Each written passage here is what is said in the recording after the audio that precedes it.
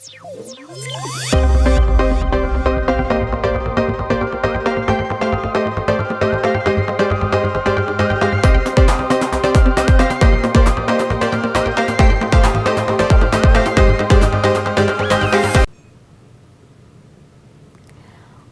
to KDRTV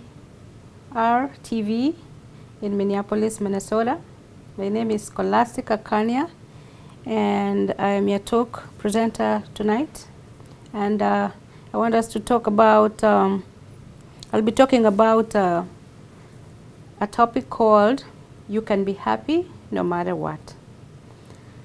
This, basing on my own experience, I will tell you that sometimes we think that people who are miserable and have a lot of issues have to wear the badge of sadness all the time. And I'm here to tell you that is not true. I'll tell you my personal story. In the year 2008, I had a child and he was diagnosed with a very bad illness. I had to stop working. I had to stop going to school and everything because we were in the hospital a lot.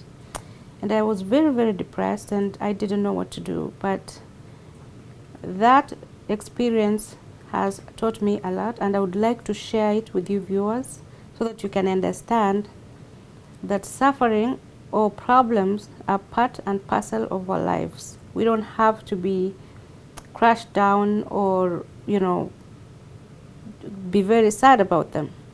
Of course, I was sad. When your child is sick, you can be sad. When your mother is sick, you can be sad. When your family member is sick, you can be sad. But the difference is using your problems or using your burdens as a filter to look at the world causes you to be depressed, because everywhere you go, you are not yourself. You're thinking about it, and in everything you see this, the problems that you see it through those problems. That's what I'm trying to say. So I am here to tell you from my own personal conviction that if you really look at yourself and look into the problem deeply and get the message that it is sending, you can be able to live your life and be happy without worrying about it as much. Of course, you will worry because it's there, but what I'm trying to say is you can still try to normalize your life. You can still try to accommodate a few things here and there while you take care of the problem. And one thing I also learned from that is that when I hit rock bottom in 2010, when I was just giving up and I didn't want to live anymore, I didn't care about anything, I had totally given up. And when you hit rock bottom, whoever is suffering, whoever is really looking at this and in a lot of pain, you can use that rock bottom as a ground to rebuild your life. You may not understand what I'm telling you, but the point is, when you're in that darkness, when you're in that space of so much pain, so much hopelessness, so much confusion, so much lack of direction, what you can do is you can sit there and just think about the best way out. What happens is we have so many voices in our heads vying for our attention. So if you don't listen to the voice of your intuition, that is how people lose hope. That is how people harm themselves. That is how people get into addictive habits, running away. But if you're lucky enough and blessed to get out of that rock bottom, transformed and ready to live a life of joy, then count yourself very lucky in this world. I count myself one of the luckiest people, because a lot of times most people don't make it out of that hole. It is a deep hole of pain. And if you can allow that pain to penetrate your heart, let it penetrate your heart as deep as it can get. Don't run away from it. That pain has a job to do in a human being. It is trying to transform you into something else. It is processing you into somebody new. It is processing your perception into something that you've never known existed before. When you come out of that situation, you will never look at life the same way you used to do it again. You will never take anything for granted. You will never even bother judging anybody and saying people are bad or mean or whatever it is. You will live your life every day with gratitude. You will enjoy every moment with your children, with your loved ones, because you have known that life is full of pain, and that pain cannot kill you, and that pain and pleasure are the same. Today you're laughing, tomorrow you're crying.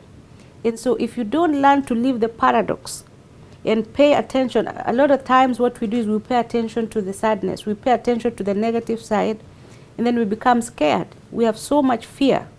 I know some of us even prepare for something that has not happened, expecting the worst to happen, and we start the anxiety before it happens, because we know how people behave. We know our children, we know our friends. So when we know that something has been set up to work, and you know that they are not reliable, we prepare ourselves for the worst, and we start strategizing how we can avoid that. That is human. That is being human. But that is just very, very, very, very human. And what I'm trying to say is, just keep your faith, believe in God, and know that there is hope.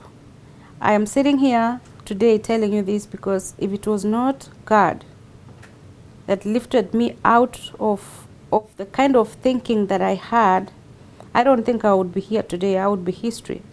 Because when you get so miserable and very sad and isolated, and you think that the world doesn't care about you, it is so easy.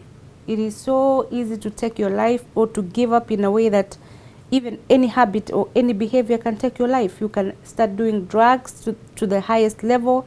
You can start doing things to just accelerate your time in this world so that you can die. But I'm here to tell you that there is hope. Allow whatever it is happening in your life to happen. As long as you cannot change it, don't worry about it, because it's not going to last forever.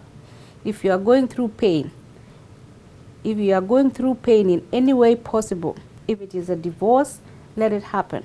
If it is a loss of a loved one, it is okay. If it is a loss of a child, it is okay. If it is a loss of whatever it is, just accept it. Don't fight on, or don't resist it, because what happens is, when we resist what already is, then we create problems for ourselves, because we cannot change the situation. At the same time, we cannot accept the situation. So where are we? What happens is we are stepping outside our lives and creating a problem for ourselves. So acceptance is the first stage in trying to resolve a crisis. When you accept it, then you ask God, how do I handle it? Then that's the next question, because after acceptance, you're already owning it. It's yours. So then the next thing is, and how do I do this? How do I handle it? And you'll find that every time you take time to think, if you take time to reflect and you sit down and think, most of the time the solutions come. You just figure out a few things one by one. And if you think that solving problems, people will help you out there, then you are wrong. You have to go deep within yourself. Every solution that you are looking for, if it is personal, if it is for pain, if it is for distress, is within you. You just have to look. You just have to take the time to sit and think and pray. You got to look for resources and ask yourself, how do I do this? You got to face your inner self. You got to go inward and say, God, all the abilities that you gave me as a human being, show me what I wanted. I'm going to do with this one. This is too much.